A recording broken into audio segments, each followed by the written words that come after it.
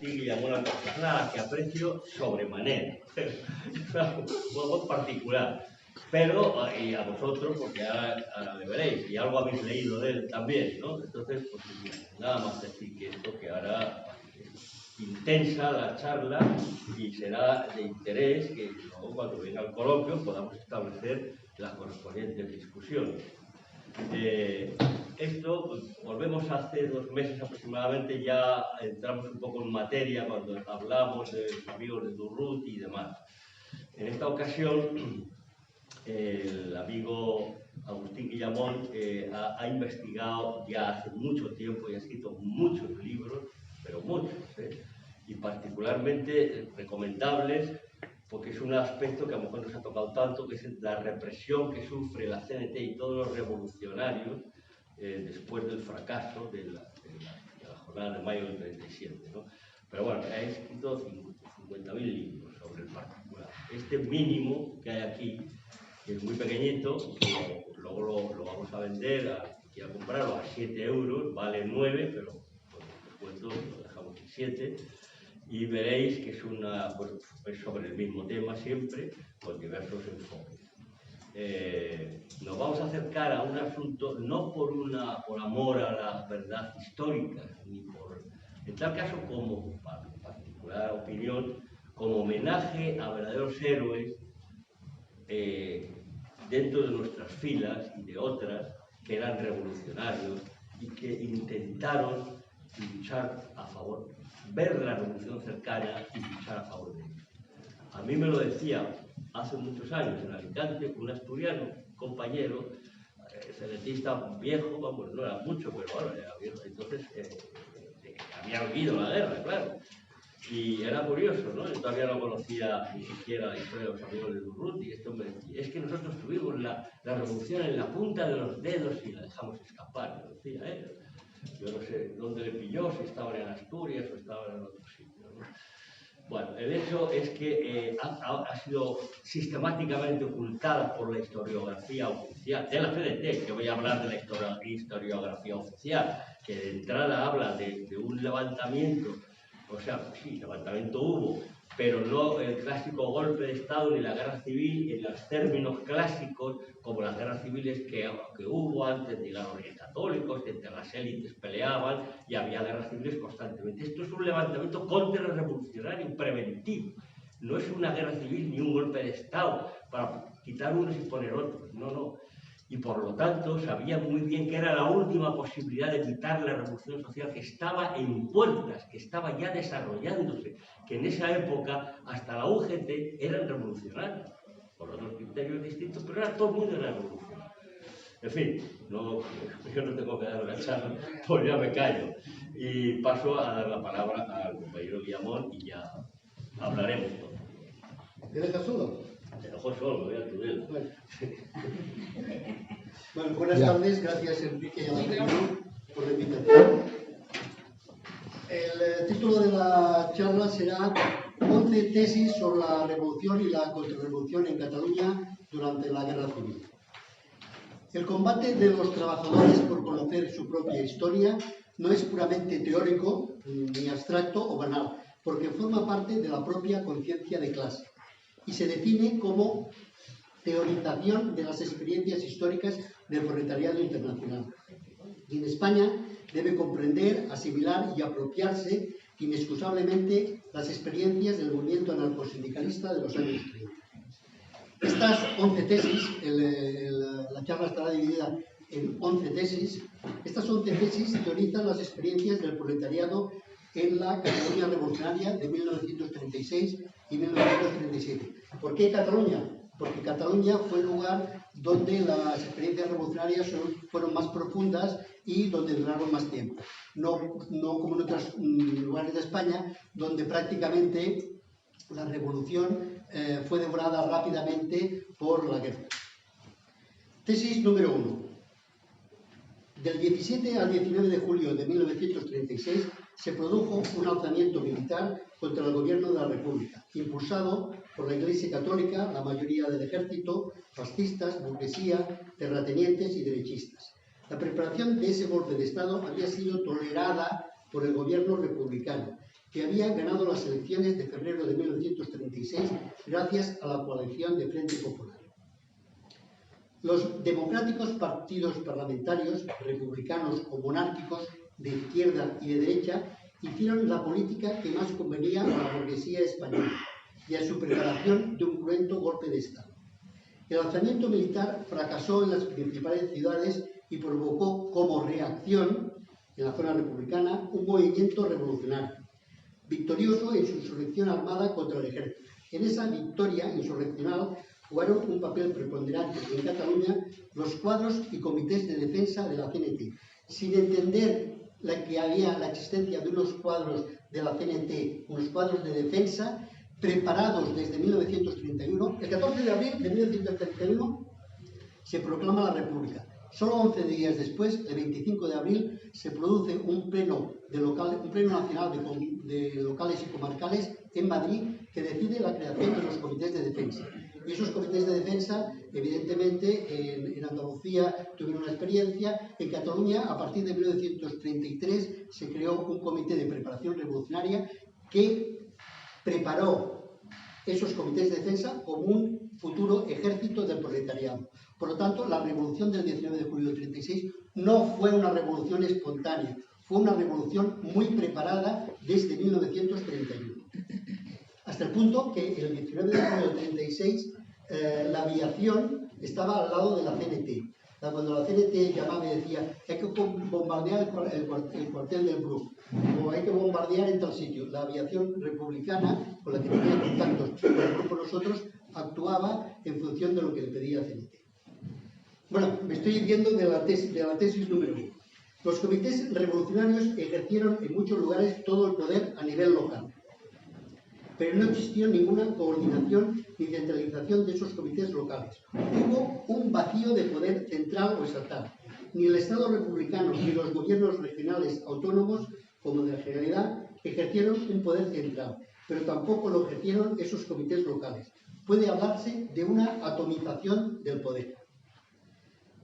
Tesis número 2. Los comités revolucionarios de defensa, de fábrica, de barrio, de control obrero, locales, de defensa, de abastos, etc., fueron el embrión de los órganos de poder de la clase obrera. Fueron el embrión de los órganos de poder. Iniciaron una metódica expropiación de las propiedades de la burguesía. Pusieron en marcha la colectivización industrial y campesina. Organizaron las milicias populares, que definieron los frentes militares en los primeros días. Organizaron patrullas de control que impusieron el nuevo orden revolucionario, mediante la represión violenta de la Iglesia, patronos, fascistas y antiguos sindicalistas y pistoleros del libre. Pero fueron incapaces de coordinarse entre sí y crear un poder obrero centralizado. Los comités revolucionarios desbordaron con sus iniciativas y sus acciones a los dirigentes de las distintas organizaciones tradicionales del movimiento obrero, incluida la CNT y la FAI. Había una revolución en la calle y en las fábricas y unos potenciales órganos de poder del proletariado revolucionario, los comités, que ninguna organización o vanguardia supo o quiso coordinar, potenciar y transformar en auténticos órganos de poder obrero. Por ejemplo, el PUM, que se define como partido marxista, el 20 de julio, frente a una revolución triunfante, cuando el problema candente está en la calle, que es la toma del poder, ¿sabéis qué reivindicaba? El cobro de las horas perdidas, aumento de salarios, baja del alquiler. Lo que estaba en juego era el poder, que estaba en la calle, y que si no lo tomabas, lo tomaría el Estado, lo tomaría la Generalitat, lo tomarían los stalinistas. Los comités superiores optaron por la colaboración con el Estado burgués para ganar la guerra al fascismo. La consigna de García Oliver, el 21 de julio, de ir a por el todo, no era más que una propuesta leninista de toma del poder por la burocracia cenitista, que además el propio García Oliver sabía que la hacía inviable y absurda cuando en el pleno cenitista se planteó una falsa alternativa entre dictadura anarquista o colaboración antifascista. Esta falsa opción extremista de García Oliver, la temerosa advertencia de Abad de Santillán y Federica Montseny del peligro de aislamiento y de intervención extranjera, y la opción de Durruti de esperar a la toma de Zaragoza, decidieron que el Pleno optara por una colaboración antifascista provisional. Nunca se planteó la alternativa revolucionaria de destruir el Estado republicano y convertir los comités en órganos de un poder obrero y las milicias en el ejército del proletariado. No puede hablarse de situación de doble poder entre el Comité Central de Milicias y el Gobierno de la Generalidad. En ningún momento, porque en ningún momento existió un polo de centralización del poder obrero. Pero sí que puede hablarse de una posibilidad fracasada ya en las primeras semanas posteriores al 19 de julio, de establecer una situación de doble poder entre esos comités revolucionarios que en la calle, tomando las fábricas, montando las milicias, las patrullas de control, estaban haciendo una de las revoluciones más profundas de la historia, y el Comité Central de Milicias, que no era otra cosa que un organismo de colaboración de clases, a través del cual la CNT colaboraba en el restablecimiento del poder de la Generalitat, esto es, del Estado. Algunos comités sindicales, locales y de barriada expresaron desde el principio su desconfianza y temores frente al Comité Central de Milicias, porque intuían el papel contrarrevolucionario que podía desempeñar. Son muchos los protagonistas y también los historiadores que hablan de una situación de doble poder entre ese Comité Central de Milicias y el Gobierno de la Generalidad. Sin embargo, es un profundo error creer que el Comité Central fue otra cosa que un pacto antifascista de las organizaciones obreras con las organizaciones burguesas y las instituciones del Estado. Esto es, un organismo de colaboración de clases. Los dirigentes de la CNT desconfiaban de los comités revolucionarios porque no entraban en sus esquemas organizativos y doctrinales, y al mismo tiempo, como burocracia, se sentían desbordados y amenazados por sus realizaciones. Tesis número 3. Durante todo un mes, desde el 21 de julio hasta el 21 de agosto de 1936, los notables anarquistas y anarcosindicalistas divagaron sobre el dilema de acabar con el Comité Central de Milicias sin entrar en el gobierno de la Generalidad o conservarlo. Existían dos modalidades básicas de esa colaboración con el Estado. La primera consistía en crear comisiones técnicas en las distintas consejerías, como fórmula para controlar sin participar en el gobierno. Era el ejemplo de la Comisión de Industrias de Guerra o el Consejo de Economía. La segunda era hacerlo desde los organismos revolucionarios, apoyando formalmente los poderes legales, pero sosteniendo un poder revolucionario que diera una posición real de fuerza a los cenetistas.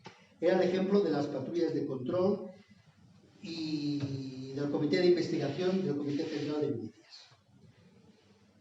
Existían tres instituciones fundamentales de participación cenetista en el aparato estatal. Uno era ese Comité Central de Milicias, otro era el Consejo de Economía y, por fin, el Comité de Abastos. El Comité Central fue un gobierno de colaboración de clases, constituido por todas las organizaciones antifascistas, que ayudó a la reconstrucción del aparato estatal de la Generalidad y preparó la entrada de los anarquistas en un gobierno de unidad antifascista. Tras 9 semanas y media de vigencia, se disolvió el 1 de octubre de 1936, tras la entrada de 3 consellers anarquistas en el gobierno de la Generalidad, formado el 26 de septiembre, bajo la presidencia de Tarradellas como conseller primer. Es decir, el Comité Central de Milicias lo que hizo fue facilitar la entrada de ministros anarquistas en el gobierno de la Generalidad y posteriormente en el gobierno central. La transformación de los comités de defensa en comités revolucionarios de barrio y locales que tendían a sustituir al Estado, gestionando y asumiendo todas sus funciones, unidos al amplio y profundo proceso de expropiación espontánea de las fábricas por los sindicatos de industria, desarrollaron una de las revoluciones sociales y económicas más profundas de la historia. Pero los comités superiores cenetistas, es decir, había una revolución en la calle y por otra parte había una colaboración de todos los partidos antifascistas, es decir, de la CNT con los estalinistas, con el PUM y con el gobierno de la Generalidad. Había una divergencia desde el inicio. Los comités superiores cenetistas, organizados en un elitista ejecutivo y autoritario comité de comités, que, mediante su colaboración política en un gobierno de unidad antifascista, sostuvo y fortaleció el poder del Estado capitalista. Es decir, la CNT, en una situación revolucionaria, en que los problemas son urgentes y se ha de decidir rápidamente, desapareció inmediatamente cualquier fórmula de actuación horizontal o asamblearia. Era imposible. Era imposible en una situación revolucionaria en que era urgentísimo tomar decisiones que funcionara la convocatoria de una asamblea o un método de tipo horizontal. Se dio paso a un comité de comités. Y ese comité de comités, una especie de comité central mixta, era el que decidía por la organización. O sea, que por una parte hay una revolución masiva, anónima, en la calle, que toma las fábricas, las patrullas de control, etc. Y por otra parte, un comité de comités que sustituye a la organización en la toma de decisiones. Perdona, Diego. Dime. ¿Podrías explicitar ese comité de comités quiénes eran? Ese comité de comités, bueno, saldrá quizás más tarde, pero estaba formado por los miembros del comité regional, el comité nacional de la CNT si estaba, los delegados de columna, es decir, los representantes máximos de la organización, que día a día se reunían para tomar las decisiones oportunas, porque la urgencia de los problemas y la inmediatez de los problemas a resolver impedía ese funcionamiento horizontal o asambleario. Y ante esa desaparición de esos métodos asamblearios y horizontales, fueron sustituidos por ese comité de comités, es decir, por la gente más destacada, la gente que organizaba, el comité regional básicamente, y el comité local, evidentemente. Hubo pues una divergencia y separación real entre el comité de comités y la revolución social y económica protagonizada en las calles por los comités revolucionarios y los sindicatos. Ese antagonismo de clase entre el Comité Central y Comités Revolucionarios de julio del 36 derivó en el seno de la organización TNT-FAI en una oposición que en diciembre de 1936 enfrentó al Comité de Comités con los comités de barrio barceloneses, cuando estos se negaron a entregar sus armas para enviarlas al frente, argumentando que esas armas eran la única garantía de la revolución en curso y que si se necesitaban armas para el frente, ahí, en la retaguardia barcelonesa, tenían acuartelados y armados a los guardias de asalto y a la Guardia Civil, que los comités revolucionarios de barrio jamás entregarían las armas conquistadas al ejército en las luchas callejeras. Es decir, a primeros de diciembre del 36, el comité de comités plantea una consigna que se ha hecho necesaria en las reuniones con otros partidos antifascistas, con los estalinistas, con el PUM, con el mismo gobierno de la Generalidad. Las armas que hay en la retaguardia, y hasta parece lógico, esas armas que hay en la retaguardia hacen falta en el frente, llevémoslas al frente. La respuesta que le dan los comités revolucionarios de barrio es: las armas que conquistamos al ejército en las luchas callejeras no las vamos a dejar nunca. Y no las dejaremos porque son la única garantía de esa revolución que se está produciendo en la calle. Si queréis armas, ahí acuartelados tenéis a la Guardia Civil y a la Guardia de Asalto, que están no solo acuarteladas, sino armadas. Porque el 19 de julio, una vez derrotado el ejército, no se disolvió ni la Guardia Civil ni la Guardia de Asalto. Ni se disolvió ni se metió en unidades para ir al frente. Simplemente se acuartelaron, además armadas. Eran una garantía formidable para la contrarrevolución que se inició inmediatamente. Por eso los comités de barrio dijeron que no iban a entregar las armas, que ya las podían pedir, que si querían armas no las darían los comités de barrio, sino que fueran a buscarlas a la Guardia Civil y a la Guardia de Asalto, que si las tenían era para algo. Tesis número 4. Sin destrucción del Estado no puede hablarse de revolución proletaria. Puede hablarse de una situación revolucionaria, de movimiento revolucionario, de insurrección triunfante, de pérdida parcial o provisional de funciones del Estado burgués, de caos político, de pérdida de autoridad real por parte de la administración republicana, de vacío de poder centralizado y atomización del poder, pero no de revolución proletaria, porque una revolución proletaria no puede iniciarse si previamente no se ha dado una destrucción del Estado. La situación revolucionaria de julio de 1936 no planteó nunca la implantación de un poder obrero antagónico al Estado republicano.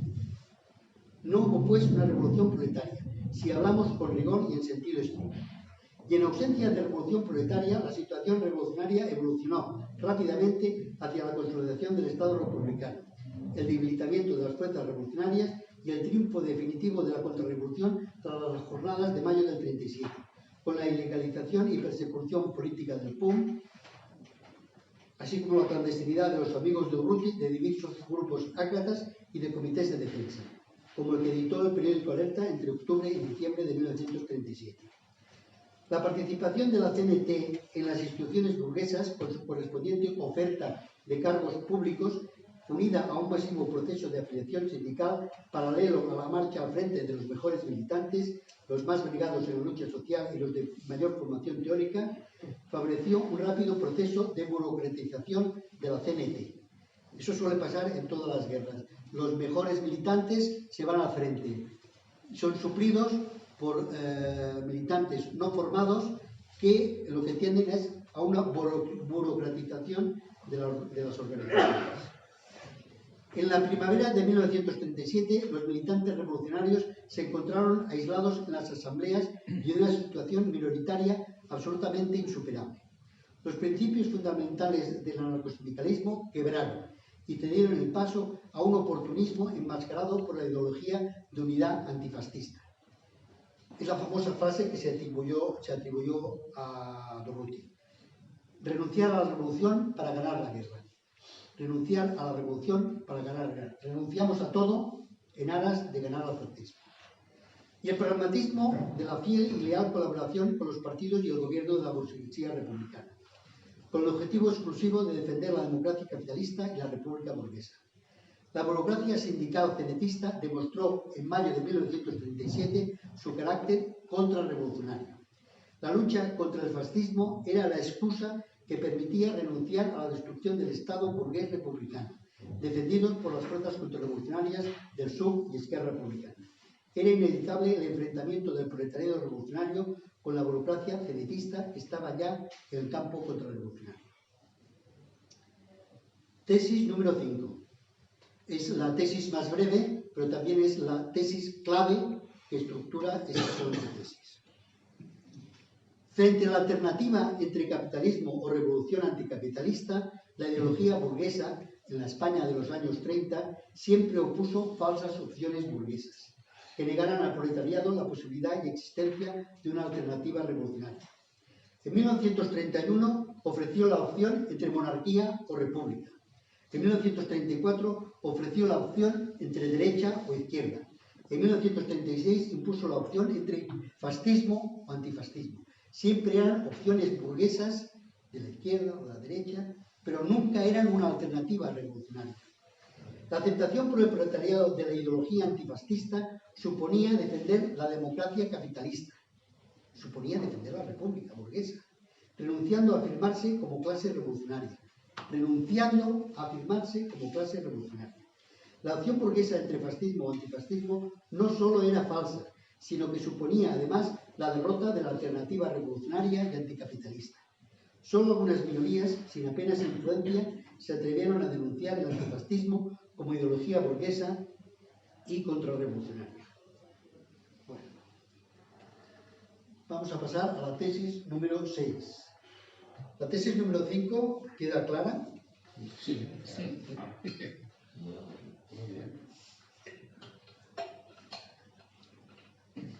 Además, la ideología burguesa siempre tiene un carácter de absolutismo, de que realmente toda la sociedad acepta su propia visión. Tesis número 6. Las colectivizaciones no podían tener ningún desarrollo futuro si el Estado capitalista no era destruido. De hecho, las colectivizaciones acabaron sirviendo las necesidades imperiosas de una economía de guerra. Se pasó desde la expropiación revolucionaria de las fábricas a la burguesía en julio de 1936 a la militarización de la industria y del trabajo predominante en 1938. O sea, en julio de 1936 el proletariado asalta las fábricas, sabe cómo hacerlas funcionar, las pone en marcha, no hay ninguna negociación. Durante todo el verano del 36 se empieza a hablar entre los antifascistas en cómo regularizar esas colectivizaciones espontáneas que se están produciendo. La negociación de un decreto de colectivizaciones suponía ya, en primer paso, detener ese proceso colectivizador. Luego, limitarlo según el número de trabajadores. Ya suponía ir rebajando las conquistas revolucionarias de julio del 36, hasta que finalmente las necesidades de guerra hicieron que esa misma empresa que había sido colectivizada en el 36, en el 38 fuera absolutamente una fábrica militarizada. Por otra parte, en octubre del 36, el 24 de octubre del 36, se produce el decreto de colectivizaciones. Y ese decreto de colectivizaciones lo que hace es regularizar la imposición de un director en las fábricas. Y Tarradellas, desde que es conseller primer de la Generalitat, lo que hace es impulsar toda una serie de decretos financieros que lo que va a conseguir es que esa industria colectivizada y llevada por los trabajadores pase a la primavera de 1937 a estar absolutamente controlada por la Generalitat. Porque si la Generalitat le corta el grifo de las subvenciones, esa fábrica no puede comprar materias primas, no puede pagar los salarios y simplemente tiene que cerrar. De forma que en la primavera de 1937 los trabajadores revolucionarios hacían asambleas rodeados por la policía para decidir si proseguían con la actualización o simplemente socializaban la industria, lo que suponía la gestión por el sindicato de toda una rama industrial.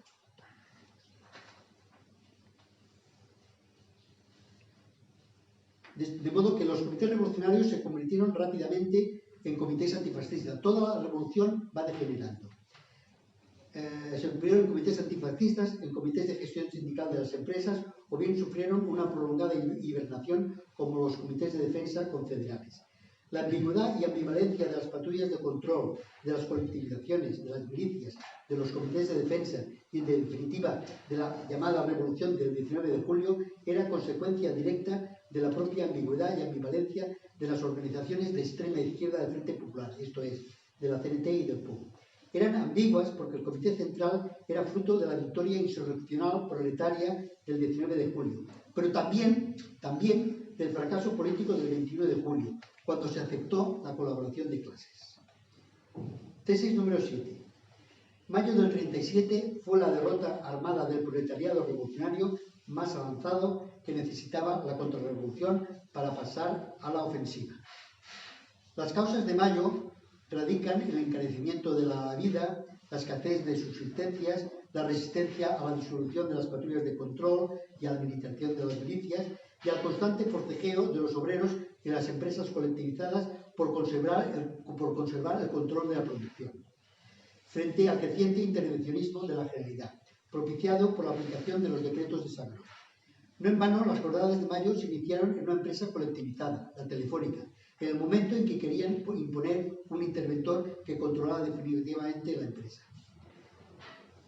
La rápida extensión de la lucha a toda la ciudad de Barcelona fue obra de los comités de defensa y de los comités de barriada, enlazados telefónicamente, que actuaron al margen de los comités superiores de la CNT, desbordándolos. En un lado de la barricada estaban las fuerzas de orden público, los estalinistas del sur, Esquerra Republicana, Estat Català y las milicias pirenaicas catalanistas, todos ellos, en teoría, al servicio del gobierno de la Generalidad. En el otro lado de la barricada estaban los obreros cenetistas y el POM. Solo los anarquistas de la agrupación de los amigos de Urruti y los trotskistas de la sección bolchevique-leninista intentaron dar unos objetivos revolucionarios a la lucha de barricada. Fueron los únicos que repartieron octavillas para proseguir la lucha en las barricadas. Pero la militancia cenetista no pudo ni supo actuar contra las consignas colaboracionistas lanzadas por los dirigentes y los comités superiores de la CNT. Llegó a dispararse a los aparatos de radio que transmitían los discursos de conciliación de García Oliver y Federica Montseny, pero al fin acataron las consignas.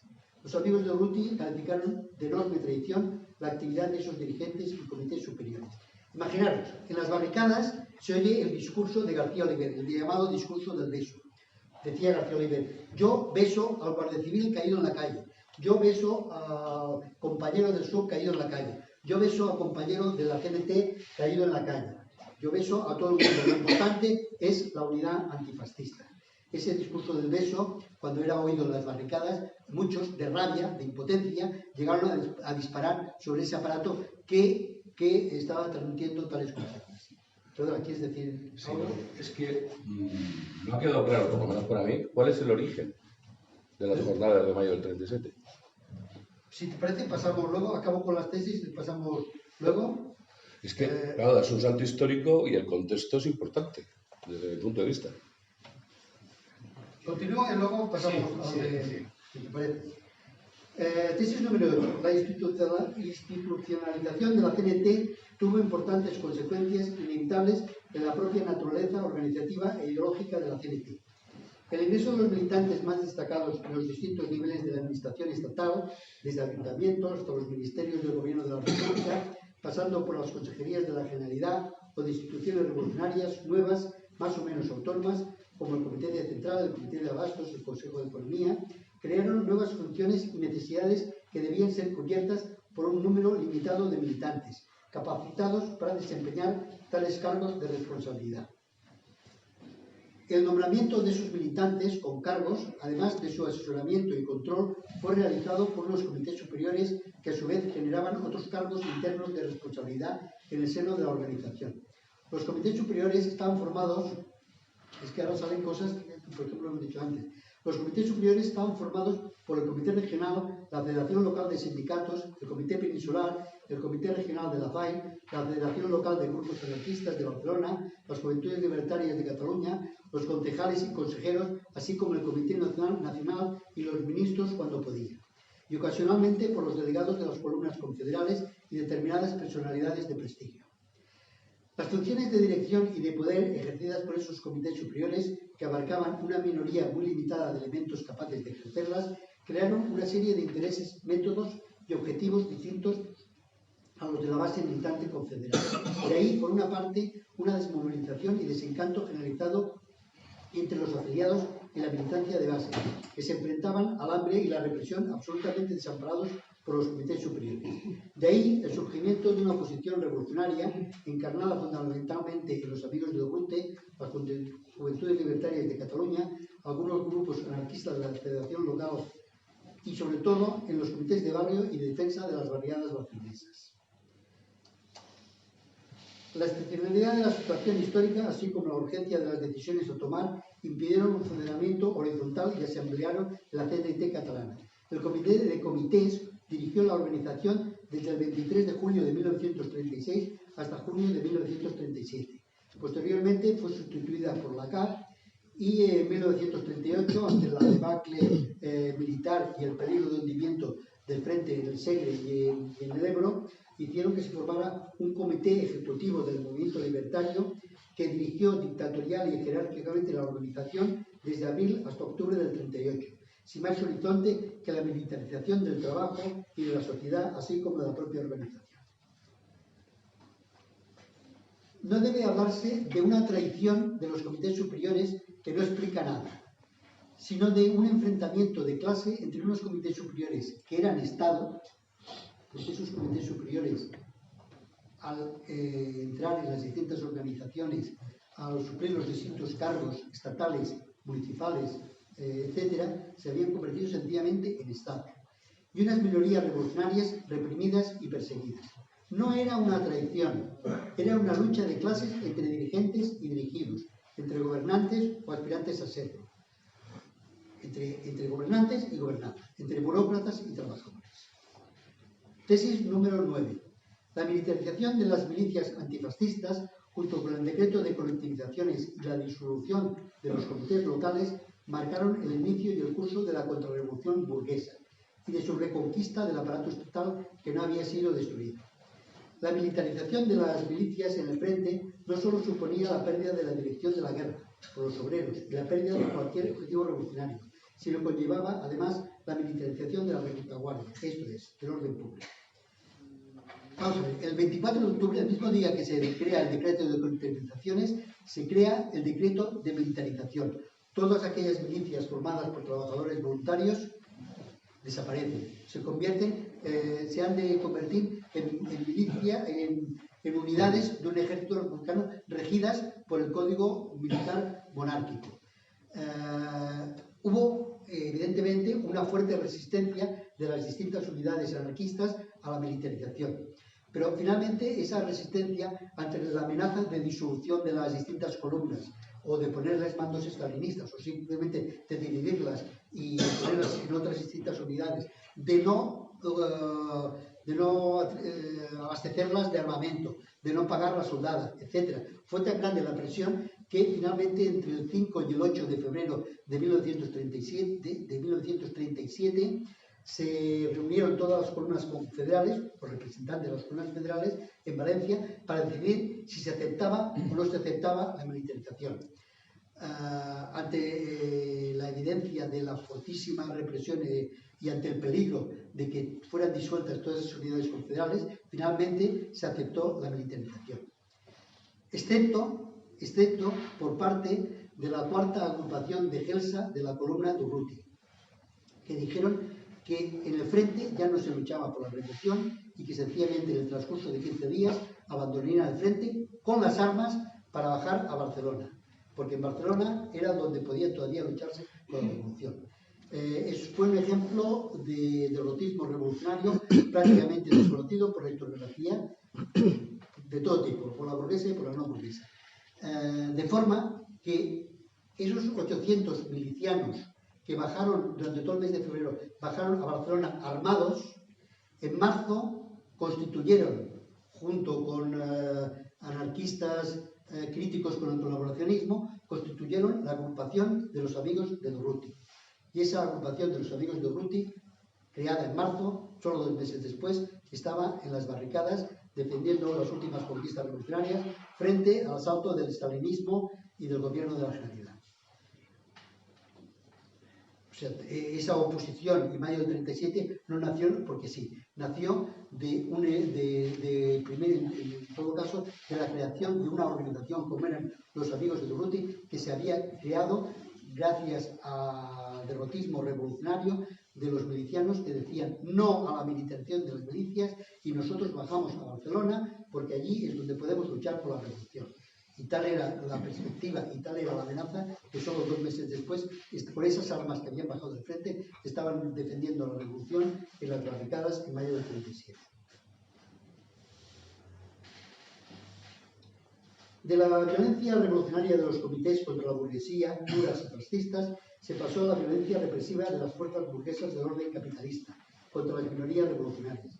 Esa represión de la oposición revolucionaria cenetista y de otras minorías revolucionarias fue paralela y homóloga a la integración de los comités superiores en el aparato estatal. No se trataba de ninguna traición de los dirigentes a las bases, sino de las dos vertientes necesarias de un mismo proceso contrarrevolucionario selectivo. Persecución de las minorías revolucionarias, amigos de Durruti, grupos anarquistas anticolaboracionistas, al mismo tiempo que se selecciona y se da cargos a los comités superiores. Es paralelo, hay las dos alternativas. El orden público antifascista se fundamentaba en la unidad antifascista de todas las organizaciones con el objetivo único de ganar la guerra. Esa victoria militar implicaba y profundizaba la militarización de las milicias, de las fuerzas del orden, del trabajo, de las relaciones sociales y la política. La guerra, también en Cataluña, finalmente devoró a la revolución. Vamos acabando. Tesis número 10. La resistencia al desarme de los comités de barrio, en diciembre de 1936, de la que ya hemos hablado, provocó su hibernación por parte de la Federación Local de Sindicatos. No nos quieren dar las armas, pues el castigo va a ser que no les vamos a financiar y los vamos a tener ahí guardaditos e hibernados. Pero el 4 de 1937, la Generalitat proclama un decreto, 4 de marzo del 37, un decreto en el que, oh sorpresa, crea un cuerpo único de seguridad, formado, oh sorpresa, por la Guardia de Asalto y la Guardia Civil que mantenían acuartelados y armados. Las cosas van uniendo, se van relacionando unas con otras. Entonces, ¿qué le pasa a la CNT, a los comités superiores? Dicen, caray, esto pintan bastos. Esos comités de defensa que teníamos castigados, que teníamos hibernados, será cuestión de financiarlos de nuevo y de prepararlos de nuevo y ponerlos en acción, porque ese cuerpo único de seguridad tiene muy mala pinta. No dejan de ser Guardia de Asalto y Guardia Civil, por mucho cuerpo único de seguridad con decreto de la Generalidad que los presente de otra forma. La ofensiva de estalinistas, republicanos, catalanistas y Generalidad se había solidificado y parecía imparable. El hambre popular había expresado su descontento en las manifestaciones de mujeres del 14 de abril de 1937 en distintos mercados de Barcelona. Del 12 al 24 de abril del 37, la Federación Local de Grupos Anarquistas, las Juventudes Libertarias y los Comités de Defensa de los Barrios se prepararon para una insurrección, capaz de enfrentarse al progresivo avance represivo de la contrarrevolución. A mediados de abril, 15 días antes de la insurrección de mayo, a mediados de abril, Herrera y Escorza era el secretario del Comité de Investigación de la CNT-FAI, es decir, de los servicios de espionaje de la CNT-FAI, que tenía un papel de primer orden en la organización. Herrera y Escorza negociaron con Panch un nuevo gobierno y una salida a la crisis gubernamental producida desde esos decretos del 4 de marzo. Se iniciaron los primeros, al mismo tiempo que negociaban con Companys, se habían iniciado los primeros sumarios por cementerios clandestinos, que significaba que se culpaba y se perseguía los llamados delitos de los primeros días de la Revolución de Julio. O sea que en abril ya se estaba pidiendo cuentas a los revolucionarios que habían intervenido en la Revolución de Julio del 36. Otro motivo de la insurrección de mayo del 37. El 27 de abril del 37, las autoridades de Bellver de la Cerdaña, apoyadas por el gobierno de la Generalidad y envalentonadas por la creciente invasión de carabineros en la Cerdaña, es decir, toda la frontera francesa había caído en poder de los anarquistas. Los anarquistas controlaban la frontera. Aparte, en abril, los carabineros del gobierno central van ocupando poquito a poquito la frontera. Y entonces el líder anarquista, Antonio Martín, el líder anarquista del Cantón Libertario de la Cerdaña, es asesinado en una emboscada en el puente de Bellver. Antonio Martín siempre ha sido demonizado como una especie de vampiro, incluso recientemente se ha levantado un monolito de nuevo a todos los asesinados en la matanza del 9 de septiembre del 36, que durante 40 años vieron sus nombres en todas las iglesias de la Cerdaña como caídos por Dios y por España. Actualmente el Memorial Democrático ha elevado un monolito con esos mismos nombres, para que no se pierda su memoria. Estamos en democracia, pero ocurre lo mismo que ocurre en el franquismo. Y esa matanza, bueno, está demostrado actualmente que no fue una matanza, como se ha dicho, durante 80 años de los anarquistas, sino que fue una matanza en la que la lista de la gente a fusilar había sido decidida en el casal de Esquerra Republicana. Evidentemente, todo esto, la historiografía catalana, por muchas evidencias que haya lo oculta. Pero respuesta por parte de la CNT o la CGT tampoco es que haya ninguna. En fin, nos hemos desviado del tema. Los comités superiores creían que bastaría con enseñar los dientes al PSOE, Esquerra Republicana y la Generalitat para detener su ofensiva represiva. Los comités de defensa de las barriadas de Barcelona desbordaron a los comités superiores, desencadenando el 3 de mayo una insurrección revolucionaria que escapó a su control. Desde junio de 1937, disueltas las patrullas de control, se asistió a una reconquista de las distintas localidades y comarcas por parte de las fuerzas de asalto y de la Guardia Civil, que aplicaron una represión brutal contra los cenetistas y muy especialmente contra los expatrulleros y los militantes más destacados. En muchos lugares la organización cenetista desapareció como tal, como sucedió en la Cerdaña y en las tierras de Lleida. Esa represión del anarcosindicalismo fue acompañada por una actitud pasiva de los comités superiores, que optaron por una defensa individual y jurídica de los presos, en lugar de una defensa colectiva y política. Los millares de presos anarcosindicalistas exigieron a los comités superiores un mayor compromiso y solidaridad, que solo consiguió que el Comité Regional de la CNT y el Comité Regional de la FAI accedieran a sacar una prensa clandestina que realizó una campaña en favor de los presos.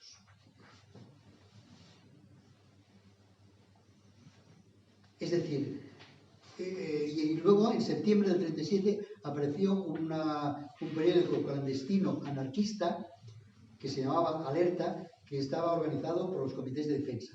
Es decir, para criticar la represión estalinista para defender políticamente a los millares de presos anarquistas existentes en la prisión para pedir su liberación, no podía hacerse en tierra y libertad, no podía hacerse en solidaridad obrera. Era necesaria la aparición de órganos de prensa anarquistas clandestinos para criticar la represión estalinista, para pedir la liberación de los presos revolucionarios. Esto es diciembre del 37.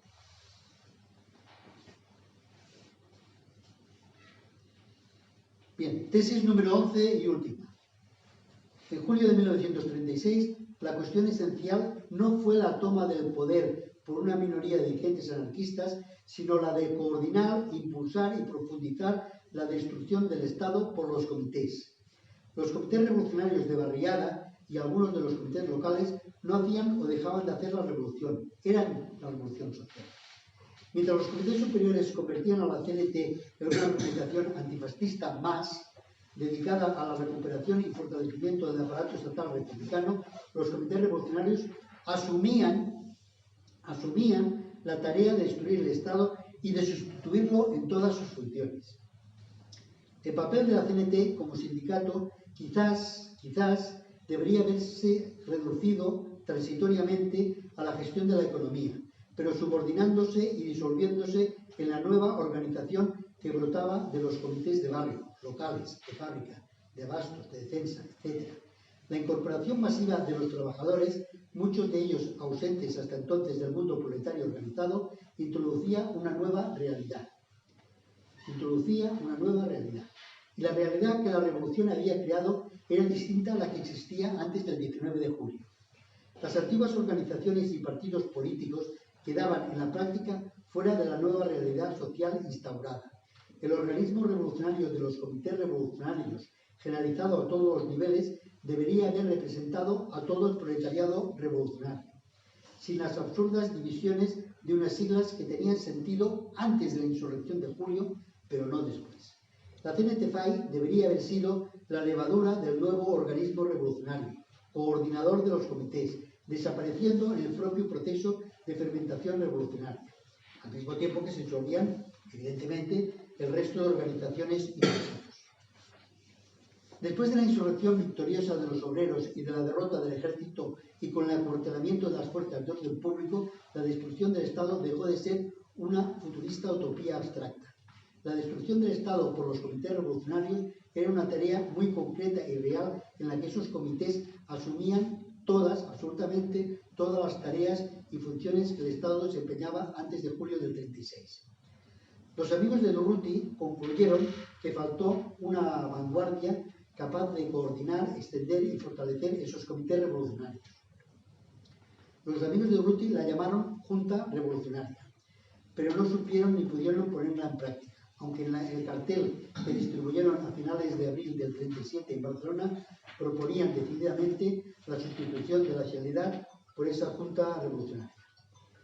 Y bueno, eso es de lo que habla este libro y otros. Y si queréis pasamos al debate. Lo de mayo del 37... Claro. Sí. Es que estoy... No quiero entrar porque habían datos posteriores que hablaban sobre el tema, pero bueno. No, yo me refería a la Mecha, y a la Mecha es la ocupación de Telefónica, que es lo que desarrolla luego toda la pelea en Barcelona. Sí. Pero ¿por qué que ya sé que los antecedentes no los has dicho, yo no los discutía, sí. Pero es importante detallar que el inicio de esa ofensiva la produce el gobierno central amenazando contra el ejército allí, ¿vale? Sí. Y a mí me parece importante porque el desarrollo de la lucha es como consecuencia de la ocupación del edificio de la Telefónica. Hay que entender que también de qué viene esa ocupación, por qué se ocupa. Porque antes han habido unos decretos en Sagaró que lo que hacían era, mediante instrumentos... Sí, estoy diciendo la ocupación por parte de las fuerzas leales a la República. Los que estaban dentro del edificio de la Telefónica era el sindicato de comunicaciones. O sea, ellos no estaban ocupando, los que iban a ocupar eran los otros, entiendo yo. Sí. Y eso es lo que provoca el cebollazo. Pero ocupar y poner un interventor. Que sí, que sí. El control absoluto por parte de la... Pero que, bueno... Quería comentarte eso. Y luego, si me permites, yo que quiero A mí me encanta la épica revolucionaria, me encanta, ¿no? Sí, la épica, pero claro, yo creo que la épica revolucionaria. Yo soy firme partidario, lo que pasa es que eso trasladado a la realidad es muy complicado, ¿no? Entonces yo creo que todo tu discurso desde mi punto de vista tiene un error importantísimo, y es no considerar la realidad factual de la España de 1936. Considerar que la CNT era el universo universal, cuando la estructura y la composición de la CNT era absolutamente irregular en el conjunto de la península ibérica. Es decir, la capacidad y el potencial revolucionario de la CNT en Cataluña no tenía nada que ver con el de Galicia, ni mucho menos que ver con el de Castilla y León o el de Madrid y Castilla-La Mancha.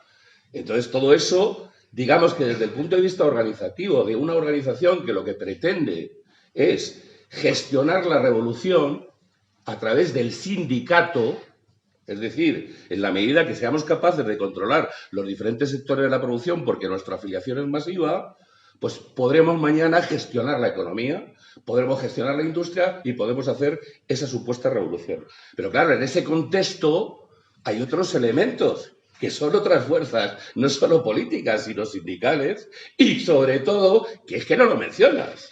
Hay un ejército franquista al otro lado, ¿vale? Un ejército franquista que está montando lo de Dios es Cristo en España. Entonces, claro, la organización como tal, tú hablas de comités superiores, y sin embargo esos comités superiores los defines como las federaciones locales, los plenos locales, los comités regionales, los comités nacionales. Es decir, es la propia organización. ¿Qué coño comités de comités? Es la estructura orgánica de esta organización. Perdóname que te lo diga. Y tú dices, fíjate, el episodio es histórico que narras de que abandonen el frente en abril una sección de la columna Durruti para bajar a apoyar el proceso revolucionario en Barcelona, que yo entiendo que no se había iniciado. No se había iniciado el proceso revolucionario. Es decir, se bajan en abril 800 pibes armados para metérselo con las barricadas, que es el 3 de mayo. No sé, hay un dislate un poquito raro en cuanto al tiempo, ¿no? Entonces, entiendo yo que es que hay que analizar desde el conjunto de lo que significaba el momento, que había una revolución y una sublevación armada, por el otro lado, absolutamente dotada de todos los medios. Y entonces tú dices, sí, es verdad, nosotros en Cataluña, sobre todo en Barcelona, porque el resto de Cataluña no es Barcelona, es decir, sí, es verdad lo que comentas tú, la frontera Girona, pero Lérida no es lo mismo, ni Tarragona es lo mismo que Barcelona. Entonces, lo que se desarrolla después del freno a la sublevación fascista, pues tú también lo dices, es el dilema, ¿qué coño hacemos? Lo que dice García Oliver es, o montamos una dictadura o colaboramos con el resto de fuerzas antifascistas. Y ese planteamiento, cualquier organización que se precie en ese contexto, tiene que discutirla y debatirla.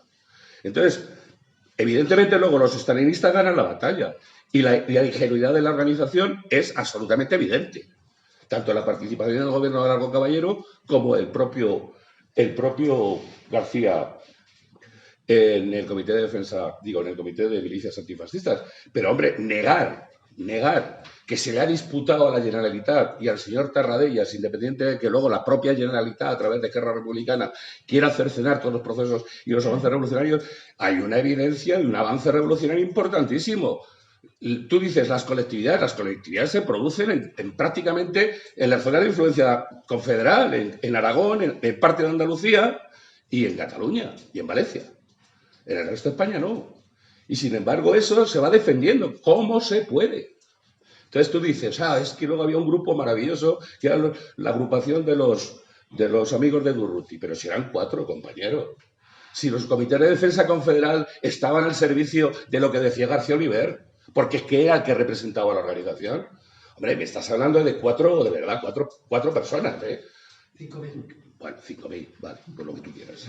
Entonces yo creo que en un contexto de guerra, pues todo esto yo creo que hay que analizarlo desde una perspectiva mucho más amplia. Lo otro está de puta madre, mira, hacer la revolución y sustituirlo por una junta. Pero eso ¿cómo coño se hace? Que hay que dar de comer, que hay que atender los frentes, que hay que atender la industria. ¿Cómo coño hacemos eso desde la revolución? Si además tenemos no solo el enemigo fascista, sino tenemos a la propia Guresia tocando las pelotas. Bueno, pues no sé. ¿Eh? La conclusión es que la revolución... No, en ese contexto. Lo que hay que hacer es fortalecer a la ¿En qué organización. contexto se ha producido la revolución que no sea un contexto bélico? Pero que estás hablando de una zona muy determinada del conjunto de la península ibérica. La revolución rusa es Leningrado. Bueno. ¿O no? La revolución rusa es Será un sí, contexto pero de primera luego el guerra. ejército rojo, a través de los soviets, es capaz de ¿Qué extenderlo. revolución no se ha producido en los contextos de guerra? Segundo, que me parece muy bien la exposición, y son problemas reales y contundentes. Pero tu conclusión es que la revolución es imposible. No. Se hizo lo que se pudo. Que se hizo lo que se pudo, efectivamente. Se hizo lo que se pudo. Claro. Pues bueno, yo lo que estoy precisamente intentando expresar en la charla, que se pudo hacer otra cosa. Sí, ahora sí, claro. Que las teorías son revolucionarias, Sí, que son 4 gatos, que claro. son 5.000. También. Pero yo lo que he intentado, sobre todo, es explicar cómo esa ideología de unidad antifascista, que no se hace porque sí, se hace evidentemente en un contexto de guerra, en el que Y con una correlación de fuerzas. CNT se une con los estalinistas. CNT se une con el Estado, con el gobierno de la Generalitat. CNT se une con Esquerra Republicana. Y evidentemente hay una necesidad imperiosa, que es la victoria sobre el fascismo. Pero esa victoria sobre el fascismo era necesario pasar por una alianza con estalinistas, con el Estado, para que esa revolución que se había conseguido en la calle, esa derrota que se había hecho del ejército, de las fuerzas del orden público, renunciara a todo ello. Esa revolución fantástica que se había hecho en la calle, que había conseguido formar milicias confederales, milicias de trabajadores voluntarios, formar patrullas de control, expropiar todas las propiedades de la burguesía, iniciar un proceso económico y colectivizador de toda la economía. Todo eso se había de renunciar por ganar la guerra al fascismo. ¿No era posible plantear otra opción? Sí que era posible. No, efectivamente, eso es. No, que son posturas, pero que hable otra gente que... Bueno, claro, ya está. Lógicamente, habrá más. ¿Alguien queréis intervenir? Tú, Carlos Ramos, habías pedido la palabra. Tú, Javier, y tú, ¿cómo te llamas? José. De momento, vosotros tres, si os importa. Claro. Sí. Escorza, el que has comentado, con toda razón, que es el responsable del aparato de espionaje de la CNT en la guerra, es un hombre poderoso que conoce perfectamente, por los informes a los que hemos tenido acceso a la hora de investigar, conoce bastante bien la realidad de la que estaba hablando antes el compañero, que es cómo está la CNT en el conjunto del país. La CNT, después de mayo del 37, encarga a Escorza un informe sobre las posibilidades de dar un golpe de Estado. Informe que me imagino que conoces y que describe en realidad cuáles son las posibilidades, nada menos que de dar un golpe de Estado por parte de la CNT, que se ha encontrado con una derrota importante en Barcelona, que eso ha supuesto un retraimiento prácticamente en todas partes de la acción de la CNT y que además ha provocado incluso el envalentamiento de los estalinistas. En ese informe se dice algo que, por ejemplo, hay algunas contradicciones con algunas cosas que he dicho al principio, y es que tú decías que la CNT decía a la aviación, vamos a ver aquí, en ese informe se pone en tela de juicio la capacidad de control de la CNT sobre la aviación, el área de la aviación, que era... ¿Después de mayo? Después de mayo esto. Sí. Claro, después de mayo. El informe es posterior y ahí se dice, bueno, por ejemplo, otros sitios de la CNT tenían un peso importante y tal, que era Cartagena, era en la Marina, porque los comités de soldados y marineros que se crean en aquel momento controlan unos cuantos buques, detienen e incluso se fusila a algunos de los oficiales que eran pro-franquistas, pero tampoco controlan la totalidad, tampoco dice Escorza que se pueda contar con la Marina, con toda la Marina que hay en Cartagena, que es una parte muy importante de la Marina que en ese momento tenía el sector republicano. De manera que sin tener una garantía clara sobre la aviación, donde ya se habían recibido en España un montón, los famosos moscas, no sé si eran moscas, sí, moscas soviéticos, sobre los que sobre los que no tenía ningún... Bueno, son rata y mosca. Lo importante no es el nombre. Ya que lo decís, os lo voy a aclarar. Rata era llamado por el ejército de Franco, mosca por los republicanos. Y el mosca era el Ilyushin I-16 mosca, que era un caza superior. El otro, el chato, era uno de plano en alto, muy inferior. Pero bueno, algo era.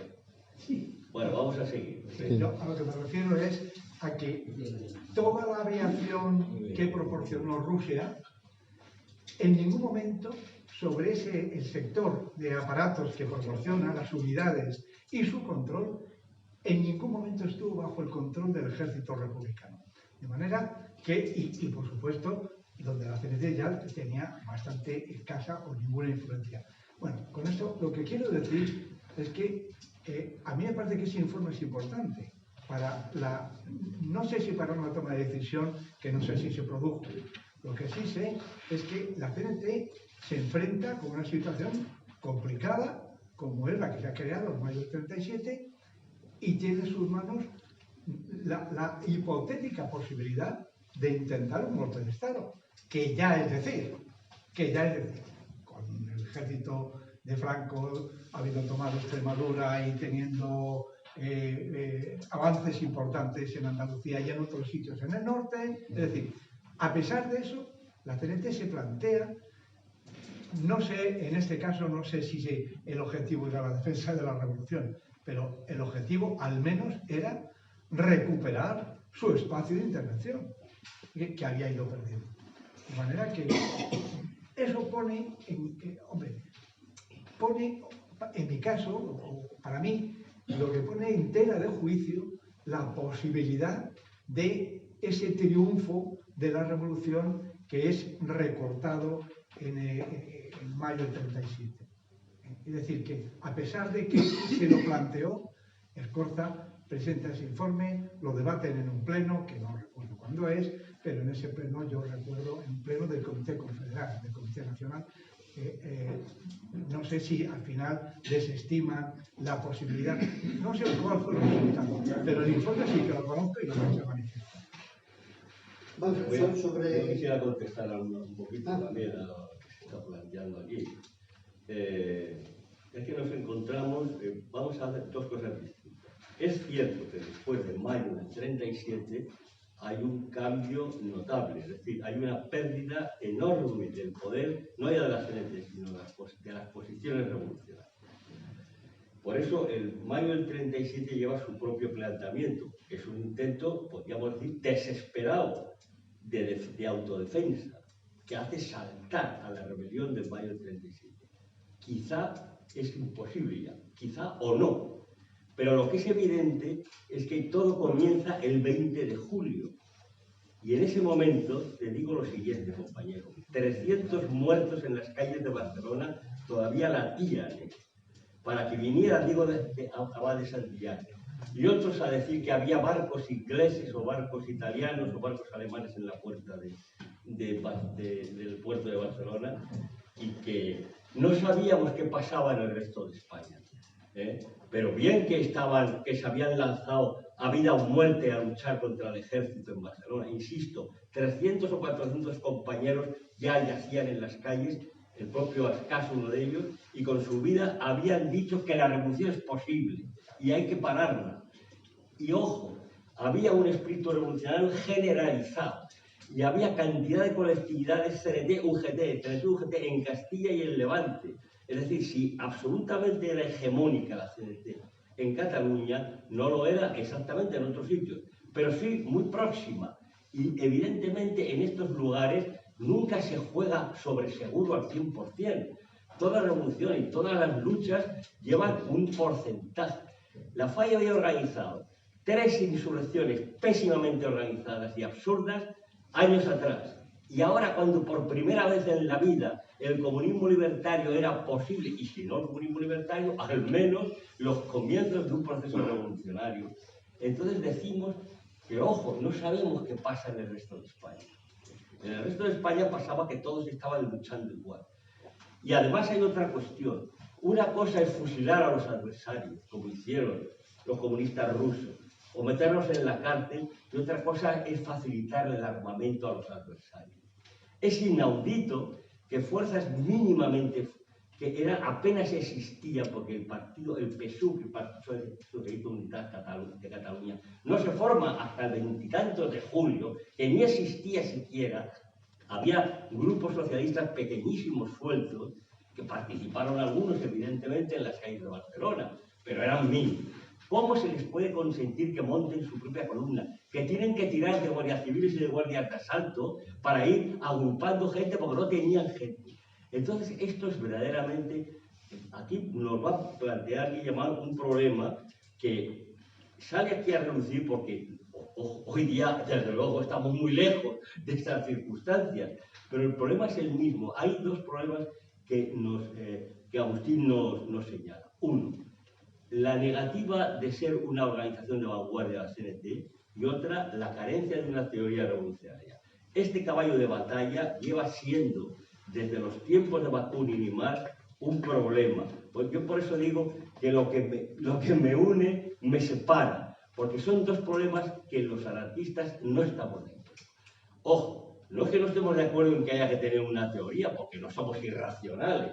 O sea, pensamos que evidentemente hay que tener una idea del asunto. No hace falta tener una teoría completa como tiene el marxismo, del todo, un todismo, para ver que una vez que se ha hecho esa revolución en esas fechas del 36, la Generalitat no podía quedarse allí sin más.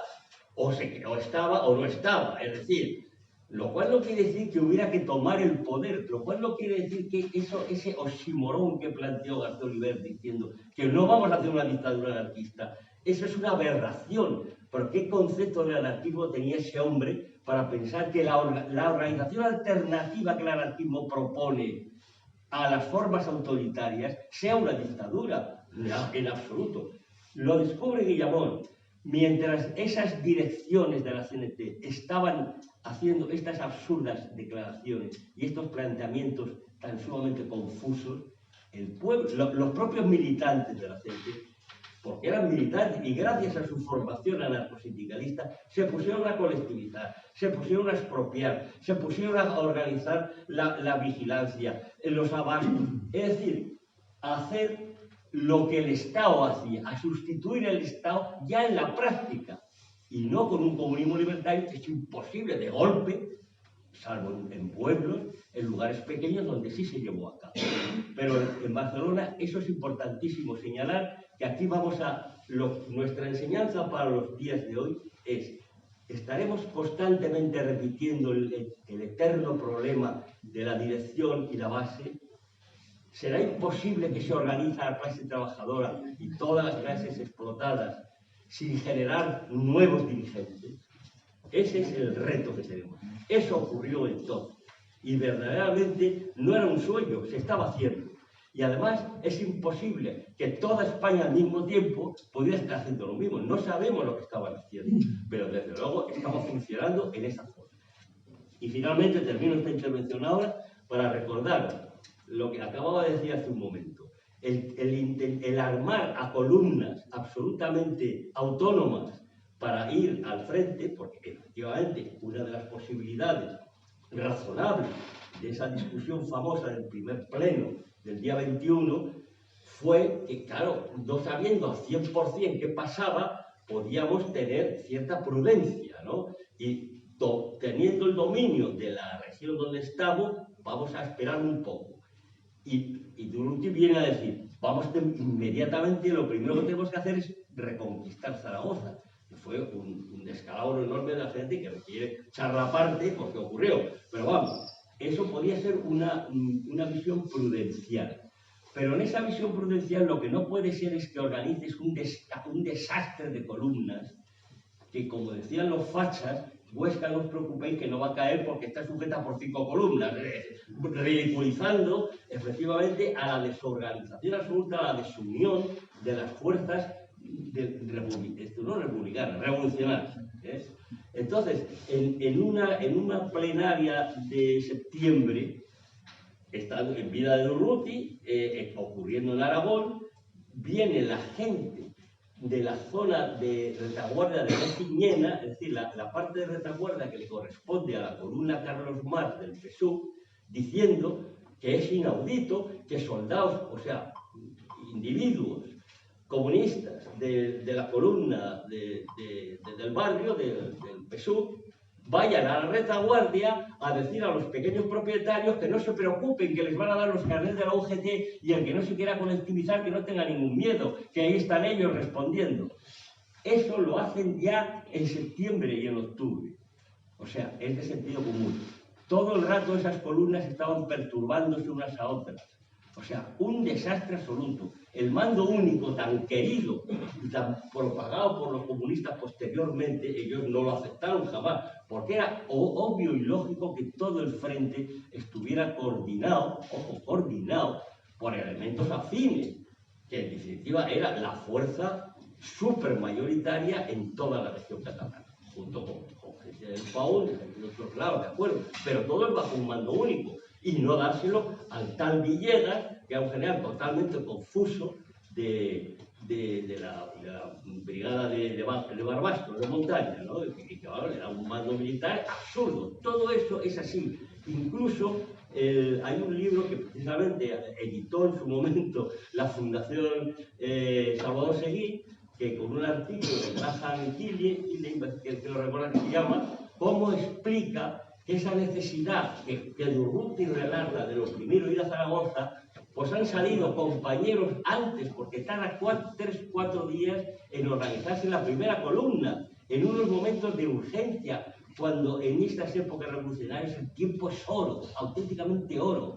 Y resulta que salen compañeros en su ignorancia, claro, militarmente no están preparados, y se van pero grupos en un camión, en 2 camiones, que salen de Lérida o salen incluso del propio Barcelona, y resulta que claro, va levantando polvo por las carreteras de polvo, y llegan hasta la cercanía de Zaragoza, y ahí la Guardia Civil está en un olivar que hay a las afueras, y ve el polvo desde lejos y ya los tirotea y mata a muchos, otros no. Es decir, se observa que nosotros tenemos problemas organizativos. Quiere decir que todas estas cosas luego hay que traducirlas, no son batallitas, ni son anécdotas, ni son historias o historietas. Yo creo que todas estas tenemos que recoger conocimiento, recoger enseñanzas de lo que supone, de lo que debe de suponer la necesidad de tener no una organización de vanguardia que nos genere una dictadura del proletariado, sino una democracia obrera que es lo mismo pero al revés. Es decir, en definitiva son los trabajadores los que han de marcar las pautas, pero no con una dictadura, sino con una democracia directa. En fin, esto para abrir boca, pero sigamos el coloquio. Perdona, he extendido un poco, pero claro, es que me lo ponéis a huevo, o sea, más remedio. Bueno, había pedido la palabra Javier y después... Guillermo tiene que hablar, coño. Guillermo tiene que hablar. Más importante. Por eso. Claro. El lunes 3 de mayo a las 3 menos 4 de la tarde, 2 camiones de las fuerzas de asalto ocupan la Telefónica. Inmediatamente, en menos de 2 horas, los comités de defensa de Barcelona proclaman la huelga general revolucionaria y se apoderan de todos los barrios obreros de Barcelona. Todos los barrios obreros de Barcelona están en poder de los comités de defensa. Solo el centro de la ciudad, en un triángulo del centro de la ciudad, queda en una situación de lucha callejera en las sedes de los distintos partidos antifascistas y las sedes de la CNT. De forma que son los comités de defensa los que desbordan a esos comités superiores y se enfrentan a esa ocupación de la Telefónica. De forma que el 4 de mayo, en una reunión del Comité Regional promovida por Merino, del Sindicato de la Metalurgia, es el que propone la formación de un comité secreto revolucionario capaz de impulsar esa revolución y acabar con los centros de las distintas organizaciones antifascistas, que es Merino. De forma que la CNT, por decirlo de alguna manera, juega a dos cartas.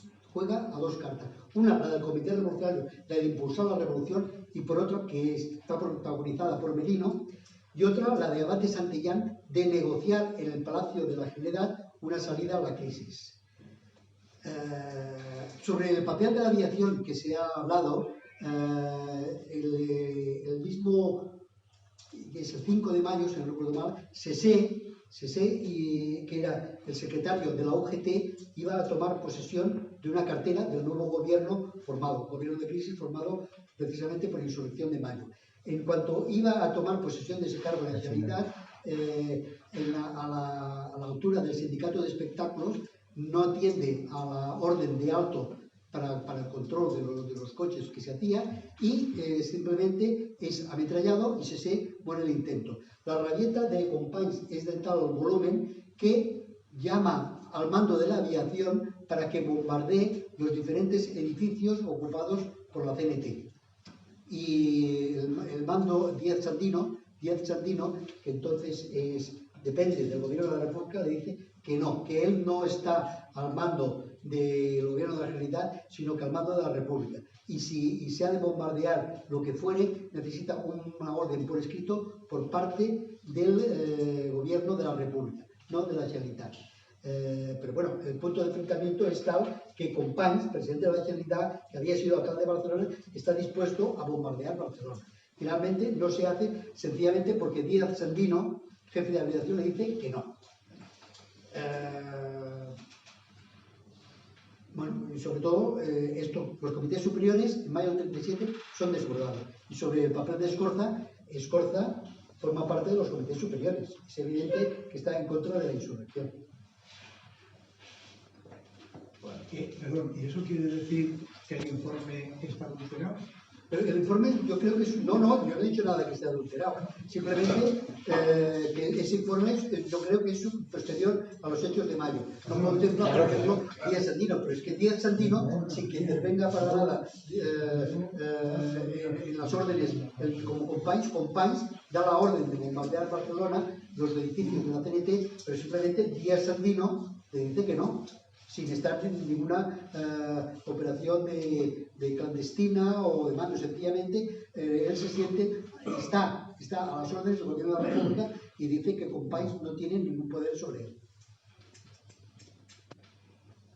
Bueno, vamos a seguir un poco. Javier, ¿no? Sí, a mí. Que podían ser buenísimos, los mejores del mundo, no supieron cómo actuar. Y ante esa incertidumbre de cómo actuar, optaron por la ideología de unidad antifascista como único medio para ganar la guerra.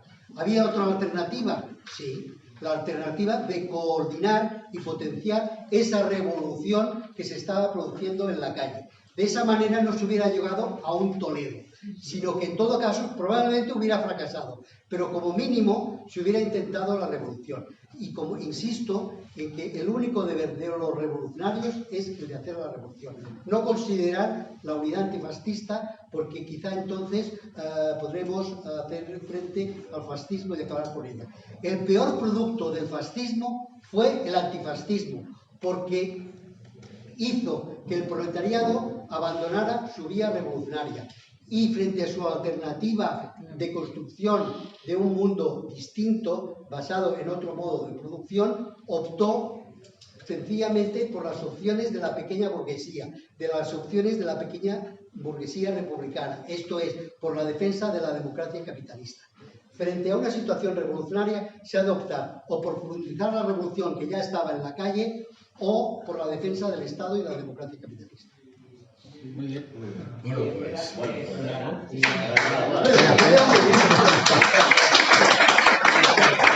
Gracias.